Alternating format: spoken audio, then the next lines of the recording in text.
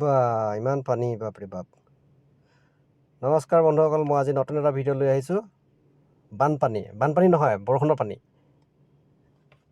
এয়া চাওক বাপৰে, আজি মানে ৰাতি এজাক বৰষুণ আহিছিলে, সেই বৰষুণৰ পানী ইমান হৈ গ'ল। সেই জেগাটো ক'ত জানেনে?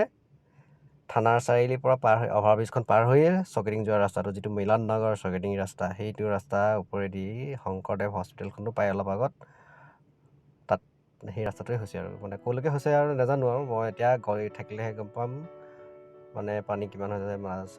গাড়ীখনৰ চকা ডুবি গৈছে, ইমান পানী।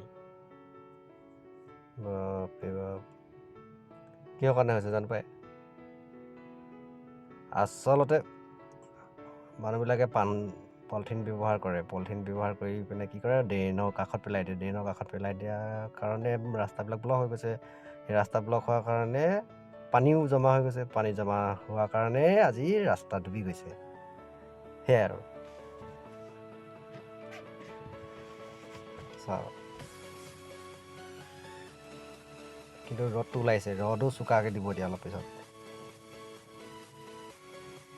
যোৱাকালি বহুত ৰ'দ চোকা আছিলে, বহুত গৰম আছিলে। আজিও এতিয়াও গৰমেই, বহুত গৰম। দেখিছে সেইখন শংকৰদেৱ হস্পিটেল আগফালে আছে, সেইখন শংকৰদেৱ হস্পিটেল। সেই ৰাস্তাটো পানী। মই এতিয়া সেইফালে নাযাওঁ আৰু এইফালে গুচি যাওঁ।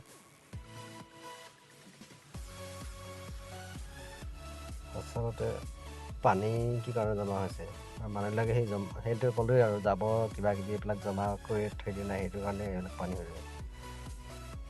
নহ'লে ইয়াত নাই হোৱা পানী। এইবিলাকৰ ৰাস্তা কাষে কিমান জাবৰ জোথৰ পেলাই থৈছে, পলিথিন পেলাই থৈছে, কিবা পেলাই থৈছে। চাওক কিমান ড্ৰেইনটো দেখিলে নে, এই ড্ৰেইনৰ কাষত চাওক সকলোৱে, তাতো জাবৰ জোথৰ পেলাই থৈছে। এইটোত ক'বই নালাগে, এই মানুহৰ অভ্যাসটো কেতিয়া নাইকিয়া হ'ব ভগৱানে জানে আৰু। হাতত মোনা এটা লৈ নাযায়, আহোঁতে কিন্তু পলিথিনত বজাৰ কৰি আনিব। আৰু পলিথিনটো ক'ত পেলাব? সেই ড্ৰেইনৰ কাষত। ড্ৰেইনৰ কাষত পেলাব লাগে যেন মানুহবিলাকে। সেইটো মানে কাণ্ড জ্ঞান নোহোৱা মানুহবিলাকে এইবিলাক কাম কৰে আচলতে। কাৰ কাৰণে হৈছে? নিজৰ ভুলৰ কাৰণে এইবিলাক হৈছে।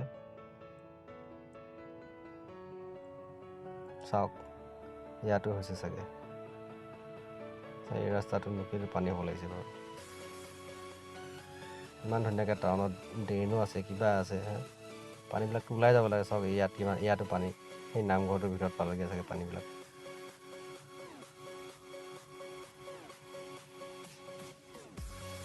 ৰাইজ, আপোনালোকে পলিথিন ব্যৱহাৰ বন্ধ কৰক, আৰু তেতিয়াহে আপোনালোকে নিজে নিৰাময় পাব। নহ'লে আৰু আপোনালোকে নিজেই কষ্ট পাব। এনেকুৱাকৈ যদি আপোনালোকে পলিথিন ব্যৱহাৰ কৰি পলিথিনবিলাক য'তে ত'তে পেলাই, নলা নৰ্দমাবিলাকত মানে ব্লক হৈ গৈছে, সেইটো কাৰণে এনেকুৱাকৈ পানী জাম হৈছে। এতিয়াৰ পৰা এইটো পানী জাম হোৱা নহয়, বহুত বছৰ আগতেই এইডোখৰত মানে পানী জাম হৈছিলে। ড্ৰেইন খন্দাৰ পিছতো পানী জমা হৈ যায়, এজাক বৰষুণ দিলেই পানী হয়। চাওক এইটো জেগাত মানে ড্ৰেইন খোলাৰ পিছতো যদি পানী হ'বলৈ হয়, কি কাৰণে হৈছে?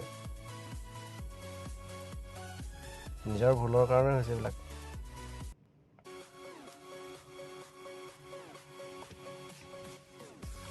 আপোনালোকক মই কোৱাৰ কাৰণে বেয়া নাপাব, এইবিলাক কথা মই ক'ব নালাগে আচলতে। আপোনালোকে নিজেই ভাবি চাওকচোন।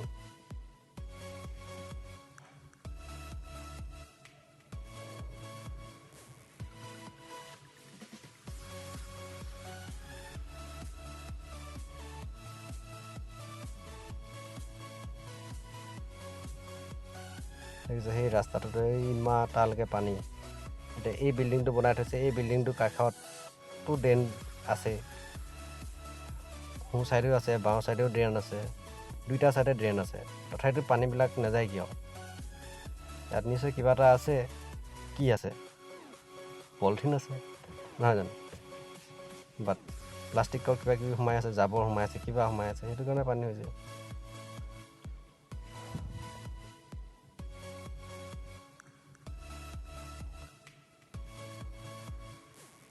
ইয়াৰ পৰা নাই।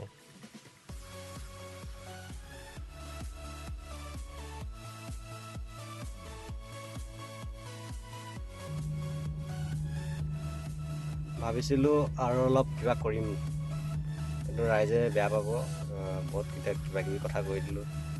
নিজৰ ল'ৰা ছোৱালী বুলি মানে মাফ কৰি দিব, আৰু এইবিলাক কথা মই ক'বতো নালাগে।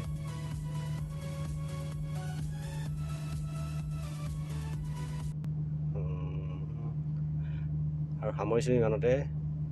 বন্ধুসকল, আপোনালোকে ভালে থাকক, সুস্বাস্থ্য হৈ থাকক, তাৰে আশাৰে ধন্যবাদ।